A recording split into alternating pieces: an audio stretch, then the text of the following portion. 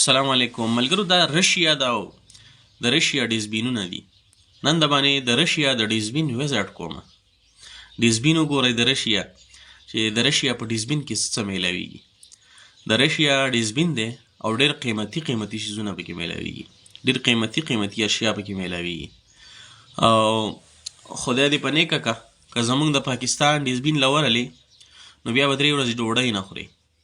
او د رشیا ډیزبین له چې ورلې که نه نو بیا به 3 ورځې د خوشحالۍ نه ډوډۍ زړه ته نه کېږي، ځکه چې دې قیمتي شیزونه پکې میلاویږي. ما د دې ویزټ وکړو نو ډېر قیمتي اشیا پکې پراته وو.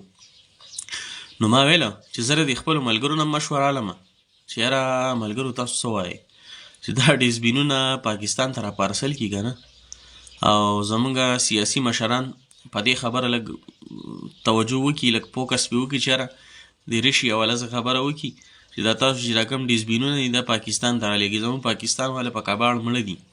نو دې کې ډېر شیزونه دي، هر څه پکې میلاویږي. خلک بنینونه هم ورچوي، لیپټاپ هم ورچوي، موبایل هم ورچوي، د خوراک سامان هم ورچوي. خو بس مړه چې چا نه کور کې څه شی زیاتې کېږي که نه بس دې ډیزبین ته یې ولي.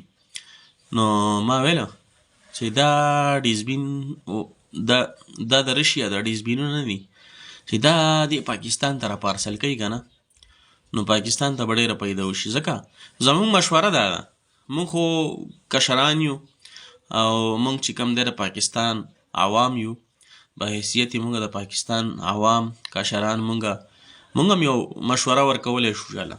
نو موږ وایو چې دا سیاسي مشرانو له موږ دا مشوره هم ورکوو چې دا د رشیا دا ډیزبین نه دی، دا د پاکستان ته رالیږي. نو پاکستان کې به دا ډېر ښه انکم کوي، نو دا قرضې به لږې کمې شي. د پاکستان د سر نه به د قرضو دا بوج لږ کم شي. نو زما مشوره دا تاسو ته ښکاري ګورئ ورته ښه دې ډیزبین ته تاسو نظر کوئ. په دې کې ډېر قیمتي شیزونه اوس راوځي. ګورئ ورته ښه، لیپټاپ پکې راوځي، موبایل پکې راوځي، دنیا شیزونه پکې راوځي. تاسو ورته ګورئ.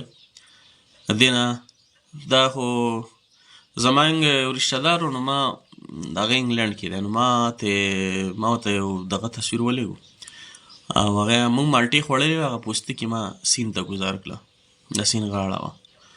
نو هغې ما ته ویل چې او قاري صاحب دا خو به د یاره ډیزبین ته ګزارلی وی او دا خو پاکستان چې کوم دی نو تاسو د پاکستان خیال نه ساتئ.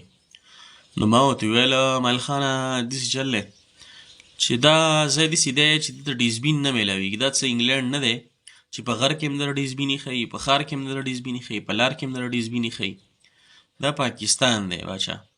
دلته په 80-90 کیلومیټر کې یو ډیزبین لګېدلی، یو ښار کې یو ډیزبین لګېدلی، بل ښار کې بل ډیزبین لګېدلی. او په کلو کې خو به راسره ډیزبین وی نه، ډیزبین څوک پیژني نه چې څه ته وایي. باچا مالله د پاکستان رواج دی چې ګن به راوړي سیند ته به یې ګزارې. دا ما ورته ویل که دا زه ډیزبین ته هم ګزار کړم نو دغه ډیزبین والا ګاډي ته اچوي، دغه سیند ته یې ورګزاري. نو ښه نه ده چې اوس ډیزبین والا له دومره دغه ورکومه کړاو چې دا به لا تشه یې خو ایسته سیند ته وولم که نه. مال په پاکستان کې چې څومره ګن دي که نه نو دا ټول ګن خلک د شپې ګاډي ته ډکي او د شپې سیند ته ورولي. دغه سیند ته یې وړي او دغه سیند یې وړي او سیند هم پې دغه کو ګنده کو. نو پاکستان کې چې ډیزبین لا نشته دی، که یې نو چېرته کې په 50-60 کیلومیټر کې چاته ډیزبین لګېدلی. نو دا تاسو ته ښکاري دا د رشیا ډیزبین دی او ځای په ځای داسې نه ده چې یاره 1 کیلومیټر او 2 کیلومیټره، دا یې ځای په ځای لګولي دي.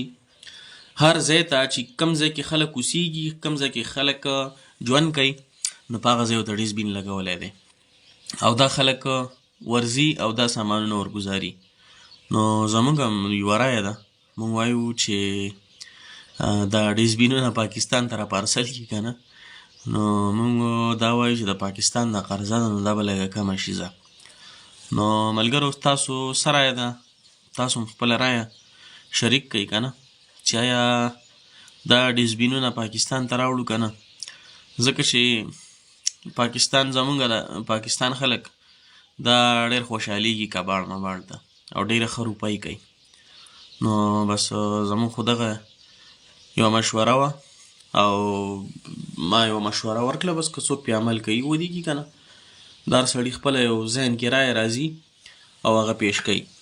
نو زما ذهن کې دغه رایه راغله او ما تاسو وړاندې کېښوده او د مشرانو وړاندې مې کېښوده